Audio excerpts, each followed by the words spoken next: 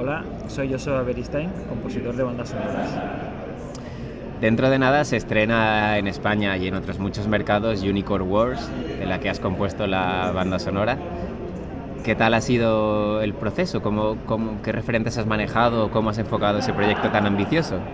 Bueno, yo lo primero que hago siempre cuando recibo un guión o una película es intentar sacar lo que se llama un guión musical, ¿no? Para saber en qué momentos, qué música va a sonar y por qué. Y hilarlo no solo a la parte estética de las imágenes, sino a la narrativa. Qué es lo que se cuenta, qué es lo importante, qué es lo que no, a qué se quiere remarcar y demás. Entonces, en este sentido, pues bueno, yo me monté mi película, nunca mejor dicho, y Alberto por su parte también tenía algunas ideas ya bastante claras, sobre todo relacionado con la sonoridad, ¿no? Qué tipos de sonidos quería que sonaran, cómo y demás. Entonces, bueno, llegamos a un acuerdo, yo le hacía propuestas, él decía, pues esto sí, esto no, y entonces enfocamos la banda sonora. Bueno, sobre todo tiene una base de sintetizadores, porque ya es una marca de Alberto, ¿no? Utilizar esta sonoridad porque es un tipo de música que le gusta, bueno, a mí también me gusta, y bueno, tuvimos ahí oportunidad de explorar los sonidos con sintetizadores. Luego también una parte importante de la película es lo sagrado, lo místico, tanto por la parte de los ositos como lo de los unicornios. Entonces, en ese caso lo que hicimos fue utilizar un referente que todo el mundo entiende, que son los coros. Tú a cualquier escena le pones un coro y ya tiene un halo místico.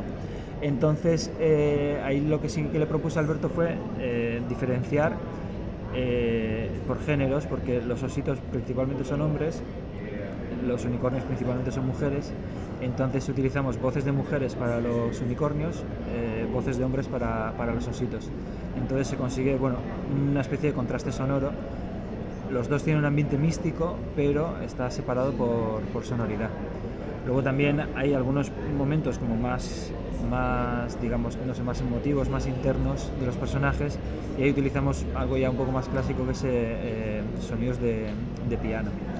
Y también hay partes para las partes de guerra y así, pues bueno, hay una parte importante de percusión, de toques bélicos y demás. También hice una encuesta rápida entre amigos y familiares, les pregunté, oye, ¿qué instrumentos asociáis a mujeres y qué instrumentos asociáis a hombres?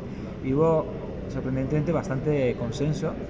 Entonces eran arpas, flautas, cosas así, eran para mujeres, guitarras eléctricas, baterías y demás para hombres. Y bueno, hemos mantenido también, aunque sea tópico y aunque no esté tan manifiestamente, hay sonidos de arpas asociados a los unicornios, hay flautas, todas están como muy disimuladas, muy distorsionadas con reverbs y demás, y no es evidente, pero están ahí. Y los ositos lo mismo, pues hay guitarras eléctricas, hay percusión más metálica, más agresiva para la parte de los ositos. Y bueno, con eso, entre la separación por géneros, la separación de las partes más emotivas con las más de acción o más de la narrativa, o sea, la estructuración de la historia. Y luego también hay partes que son como más oníricas, entonces digamos, la música acompaña estos planos narrativos con sonoridades diferentes y con maneras de componer diferentes.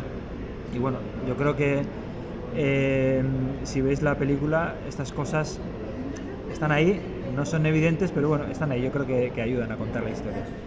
Qué interesante. En relación con eso, ¿sí? ¿Puedes decirnos alguna de las claves que te dio Alberto Vázquez? Más que claves eran sobre todo referencias musicales. Me dijo, mira, yo cuando estaba escribiendo el guión escuchaba esto y esto y esto. Entonces, de ahí pues yo cogí las cosas que más me gustaban a mí y luego fui explorando sonidos parecidos de compositores, de esos compositores o de otros. Entonces fue, digamos, casi siempre cuando empiezo una película lo que hago es una especie de músicas de referencia o de cosas que yo intuyo que pueden ir por ahí, ¿no? Las sonoridades o los tipos de instrumentos que se usen y demás. Entonces, entre lo que me pasó a Alberto, lo que busqué yo, me monté mi referencia y ahí iba escuchando cosas y dije, mira, este tipo de sonoridades me gusta, lo podemos añadir, este no tanto. Y bueno, luego es ir probando y bueno, es un proceso iterativo, o sea, hacer propuestas. Alberto decía, pues esto sí, esto no, esto lo podemos cambiar, esto mejor lo quitamos. Y bueno, ha sido un proceso iterativo constante y bien, fue fluido, la verdad. Me gustaría hablar del loop también, Sí. porque ahí, de manera muy evidente, se nota que la música forma parte de la narración, que es un elemento clave. Claro, ¿Cómo, sí. cómo fue trabajar para ese corto? En este caso es especialmente clave. O sea, yo pienso que siempre la música es clave, pero en el caso de Loop es muy clave. Y en este corto, bueno, para los que lo han visto ya sabéis cómo hay personajes atrapados en una especie de bucle vital en el que se repiten los procesos diarios y cada personaje tiene un bucle particular, ¿no? Entonces, claramente la música surge de los sonidos de esa ciudad ficticia amurallada en la que viven todos los personajes, y a partir de esos sonidos hay un momento en el que pivota toda la historia, es la parte de la discoteca. Entonces digamos que ahí ya arranca lo que es ya la música de verdad, ¿no? Pues anteriormente se juega con ritmos sonoros a partir de sonidos, pero ahí ya empieza la música. Entonces lo que hicimos fue encontrar un elemento musical muy sencillo, pero que sea muy repetitivo, que nos recuerde la parte del loop, ¿no? Prácticamente la música es todo el rato lo mismo. Tiene como variantes que se van amoldando a cada situación, pero en el fondo son las mismas 5 notas que se repiten. Mi miedo era que quedara como demasiado machacón, pero luego viendo el resultado no queda así. Luego también había una pequeña separación de personajes cuando aparecen los... No sé hasta qué punto puedo contar la trama. Bueno, luego corta esto. Cuando aparecen los malos, tienen una sonoridad más... son como... Bueno, como si fuera la película de James Bond, así, que tiene con metales pam, pam, pam. Entonces digamos que hay una especie de sonoridad diferente para esos personajes, que también es sutil, no es muy manifiesto, pero bueno, está ahí. Entonces aquí el reto fue encontrar esa melodía que fuera interesante, que no aburriera, y cómo adaptarla a las situaciones. Y compaginar todo esto con los sonidos de la ciudad. Entonces, digamos que en esta parte fue más fácil para mí que para Pablo, porque me enviaba montajes y decía: Pablo, ya lo siento, pero hay un desfase de 2 fotogramas. Y no, por Dios.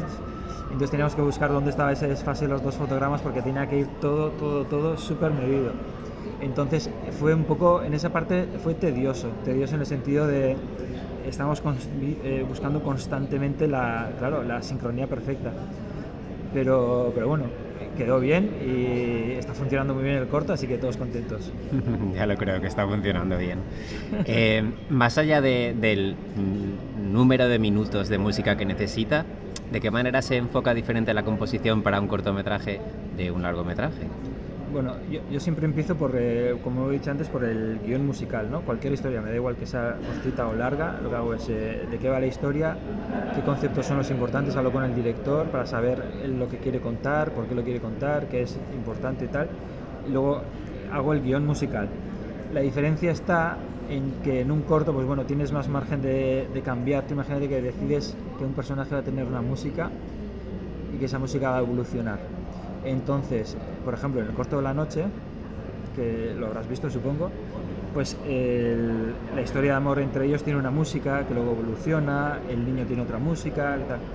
Claro, en un corto puedes decir: vaya, esto no está funcionando, voy a recular. En un largo de 1h30 que has decidido que un personaje tiene una música y has hecho, yo qué sé, 30 minutos de música, recular, pues ostras, es mucho más duro. Entonces digamos que hay como más presión, bueno, presión no sé si es la palabra, pero es una apuesta más fuerte, decidir, vale, esto va a tener este personaje, esta idea, este lugar, este concepto, va a tener esta música. Entonces el hecho de decidir esa parte es como que cuesta más, igual pues, se dedica más tiempo. Bueno, al final es como los diseños de personajes y estas cosas, ¿no? O sea, te la estás jugando de principio a fin, no puedes cambiar al final y decir: mira, que este personaje al final va a llevar gorra en toda la peli, pues la has liado. Entonces la mayor diferencia es esa, pero por lo demás no... Bueno, luego también suele ser presupuestaria muchas veces, los cortos no tienen tanto dinero, entonces claro, es difícil grabar un corto con una orquesta, es poco probable.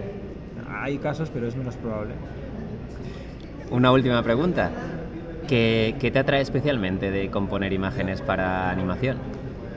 Componer música, disculpa, para animación. No. Bueno, para empezar, que a mí siempre me ha gustado la animación. Yo me acuerdo que me despertaba los sábados por la mañana porque en la ETV, en la televisión pública vasca, ponían animes que yo no me acuerdo de haber visto Totoro y alguno más, pero me acuerdo de eso, de levantarme entusiasmado para ver las pelis de animación. O sea, siempre me ha gustado la animación y es una técnica con la que me siento cómodo por varias razones. Uno, porque me gusta, porque me parece que es más cine que lo que llamamos cine tradicionalmente, porque el cine toma prestadas imágenes de la realidad, y en cambio la animación se hace todo. O sea, me parece como es el sumum del arte del cine.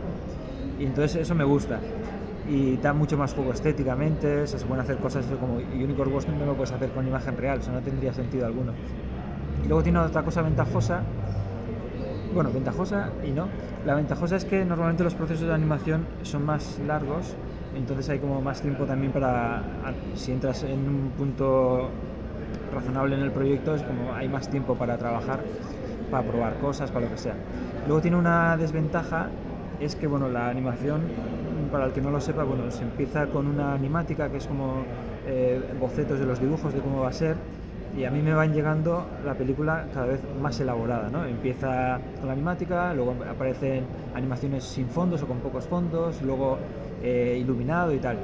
Entonces pueden pasar cosas que hay cosas en la película pero que yo no sé que están, porque en la animática no se reflejan.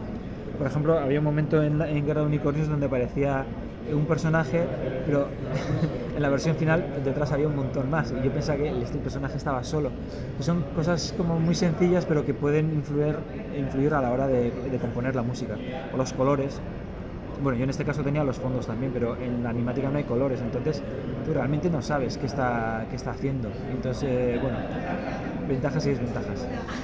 Pero me gusta. Muchísimas gracias, Joseba. De nada.